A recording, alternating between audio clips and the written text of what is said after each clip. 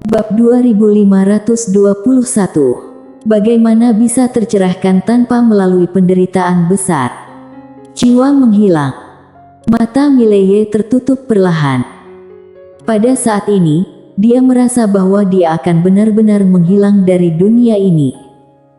Dan bahkan saat ini, dia tidak memilih untuk memanggil orang. Raja Pengandal Dukungan. Ini adalah julukan yang diberikan kepadanya oleh Mita Tian. Tapi, tidak ada yang tahu bahwa dia tidak terlalu menyukai julukan ini.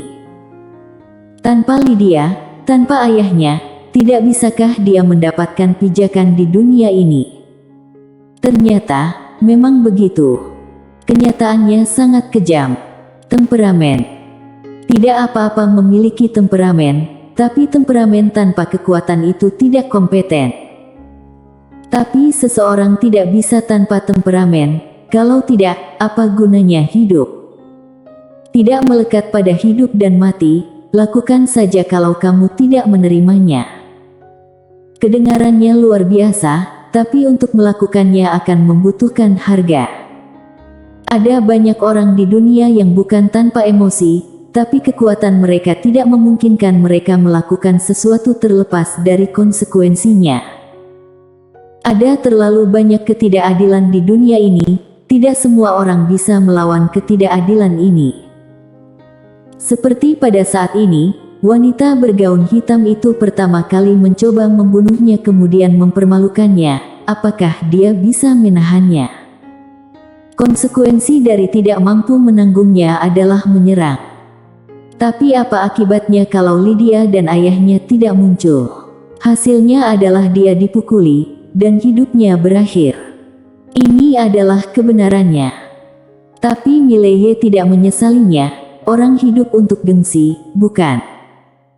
Ketika seseorang mati, juga harus mati dengan berani. Mileye tiba-tiba tertawa terbahak-bahak, dia menghunus pedangnya dan menebas. Ini pedang terakhirnya. Tidak ada terobosan sebelum hidup dan mati, kemudian kekuatan melonjak, lalu menghajar lawan. Pedang ini sangat lemah. Cukup lemah sehingga wanita berkeranjang bambu tidak peduli untuk menolaknya. Setelah serangan pedang itu, jiwa Mileye menjadi semakin ilusi, dan kesadarannya menjadi semakin kabur. Pada saat ini, wanita berkeranjang bambu itu tiba-tiba menyerang ke depan, meninju Mileye yang sudah benar-benar ilusi. Dan pada saat ini, Mela yang tiba-tiba muncul di depan Mileye, dia membalik telapak tangannya, dan sebuah jimat terbang dari tangannya. Jimat itu bangkit melawan badai, dan berubah menjadi cahaya emas yang berguncang ke arah wanita berkeranjang bambu. Wanita berkeranjang bambu sedikit mengernyit dan melambaikan lengan bajunya. Bang! Cahaya emas pecah, wanita berkeranjang bambu mundur 1000 kaki jauhnya, dan ketika dia berhenti, Mileye dan Mela yang sudah pergi. Melihat pemandangan tersebut, wanita berkeranjang bambu menyipitkan matanya sedikit, kabur. Setelah suara itu terdengar, dia tiba-tiba menginjak kaki kanannya, dan seluruh orang itu menghilang di tempatnya. Jelek. Di kejauhan, ruang waktu di sana langsung robek besar. Di ujung langit berbintang di kejauhan, Mela yang berlari liar dengan Mileye di punggungnya. Ada sinar hijau berkedip di bawah kakinya, jadi kecepatannya sangat cepat. Mela yang terlihat sangat serius, "Adik, bagaimana kondisimu sekarang?" Mileye tidak menjawab, meski pedang biru gaib bisa menahan jiwa, tapi jiwanya terlalu lemah. Pada saat ini, kesadarannya berangsur-angsur kabur. Melihat Mileye tidak menjawab, wajah Mela yang tiba-tiba menjadi muram. Dia menoleh dan melihat-lihat, di belakangnya, aura yang kuat semakin dekat dengannya. Mela yang berlari sepanjang jalan, gemetar, "Ayah, kamu bisa mendengarku, bukan?" Di langit berbintang yang jauh tak berujung, pria berbaju biru berdiri di langit berbintang yang memegang pedang di tangan kirinya terdiam. Di sampingnya, seorang wanita memegang tangannya dengan erat. Itu adalah Keitsu. Keitsu menatap pria berbaju biru dan berkata dengan lembut, apakah sulit? Pria berbaju biru sedikit mengangguk dan berkata dengan lembut, apakah menurutmu aku kejam? Keitsu terdiam. Pria berbaju biru berkata dengan lembut, Kate, aku ingin dia menjadi orang biasa lebih dari sekali, agar dia bisa menjalani hidup tanpa rasa khawatir. Tapi anak ini, meski sembrono, tapi darah di tulangnya sangat mirip denganku. Dia tidak tahan emosi, kalau dia tidak memiliki kekuatan yang kuat untuk mendukung karakternya, dia akan memiliki kehidupan yang menyedihkan di masa depan. Selain itu, saat dia berbicara, dia menggelengkan kepalanya dan berhenti berbicara. Keitsu terdiam. Kenapa elang dengan kejam mendorong anaknya dari tebing berulang kali? Karena ingin anaknya memiliki kemampuan terbang, lalu bertahan hidup di dunia ini.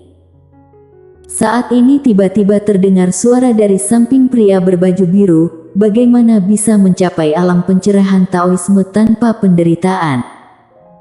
Keitsu menoleh untuk melihat, dan di kejauhan, dua wanita perlahan mendekat. Melihat kedua wanita itu, pria berbaju biru tersenyum kecut, Kak Tiari. Grace. Yang datang adalah Tiari. Tiari melirik pria berbaju biru, putramu bermain-main sepanjang hari. Kalau dia tidak banyak menderita, dia hanya akan menjadi generasi kedua di masa depan. Kalau merasa tidak tega sekarang, itu benar-benar akan mencelakainya. Selain itu, Grace menggelengkan kepalanya, Destiny terlalu memanjakannya. Destiny. Setelah mendengarnya, semua orang di lapangan terdiam. Dia pernah menjadi musuh terbesar mereka. Tidak masuk akal membicarakan alasan dengan wanita ini. Saat ini, Keitsu tiba-tiba mengerutkan kening, kenapa Destiny belum bergerak sejauh ini? Setelah mendengarnya, pria berbaju biru menyipitkan matanya sedikit, dia menoleh tiba-tiba. Pandangan ini langsung menembus galaksi yang tak terhitung jumlahnya dan sampai ke Bima Sakti, tapi ketika pandangannya hendak memasuki Bima Sakti, kekuatan misterius menghalangi pandangannya. Alis pria berbaju biru terangkat sedikit, dan dengan dorongan ringan ibu jari, seutas cahaya pedang langsung merobek langit berbintang star teritori yang tak berujung, dan akhirnya menembus Bima Sakti. Jelek. Bima Sakti langsung dilubangi. Pria berbaju biru bertemu dengan wanita bergaun polos. Wanita bergaun polos duduk di alun-alun yang bising, dia duduk di depan papan catur. Di alun-alun, orang datang dan pergi, sangat ramai. Wanita bergaun polos mengambil bidak putih dan menjatuhkannya, dan begitu bidaknya jatuh, bidak hitam mengikuti. Tapi, tidak ada orang yang menentangnya. Melihat bidak hitam yang digerakkan, wanita bergaun polos sedikit menyipitkan matanya. Saat ini, sebuah suara terdengar dari depannya, ingin menyelamatkannya. Wanita bergaun polos terdiam. Suara itu tertawa dan berkata, Yang mulia Destiny, bisakah kamu benar-benar melindunginya seumur hidup? Wanita bergaun polos itu memandang ke depan, aku bisa melakukan, setelah membunuhmu. Suara itu tertawa, Yang mulia Destiny, aku harus mengakui bahwa kamu benar-benar kuat, begitu kuat sehingga aku merasa tidak normal, tapi kamu tahu lebih baik daripada siapapun bahwa bahkan kalau kamu membunuh aku, masalah tidak akan berakhir. Kalau tidak, kamu tidak akan datang ke dunia ini begitu lama tanpa melakukan apa-apa. Destiny terdiam. Suara itu melanjutkan, sebenarnya aku juga bingung tentang arti hidup ini. Baru setelah aku datang ke Bima Sakti aku tiba-tiba menemukan bahwa hidup itu bermakna karena segala sesuatu tidak diketahui, karena tidak diketahui, sehingga bermakna. Destiny menggelengkan kepalanya. Alasan kenapa hidup bermakna adalah karena hidup memiliki akhir. Hanya ketika ada akhir, proses ini bermakna.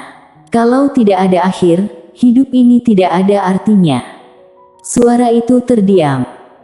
Destiny bangkit tiba-tiba, dia meletakkan satu bidak putih, lalu berbalik dan pergi, kali ini anggap seri.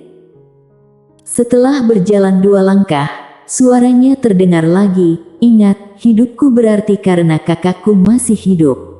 Kalau dia mati, maka hidupku tidak berarti. Kalau hidupku tidak berarti, apakah alam semesta ini masih perlu ada? Suara itu berkata, apakah kamu mengancamku? Destiny tidak menoleh ke belakang, bukankah ancamanku cukup jelas? Suara itu. Di langit berbintang, Mela yang berlari liar dengan Mileye di punggungnya. Mela yang dengan gemetar berkata, ayah, apakah kamu benar-benar akan berpangku tangan? Tidak ada respon. Mela yang berkata lagi, Destiny, kakakmu akan dipukuli sampai mati. Masih tidak ada tanggapan. Melihat adegan ini, wajah Mela yang tiba-tiba menjadi pucat. Adik, kamu telah ditinggalkan. Saat ini, ruang waktu di belakangnya tiba-tiba terkoyak, lalu sebuah segel tinju menembus udara. Mela yang kaget, dia cepat-cepat berbalik, lalu mengeluarkan jimat dan membuangnya. Bang! Jimat itu langsung meletus dengan kekuatan dahsyat dan membombardir segel tinju itu. Bang! Segel tinju bergetar hebat, lalu meledak.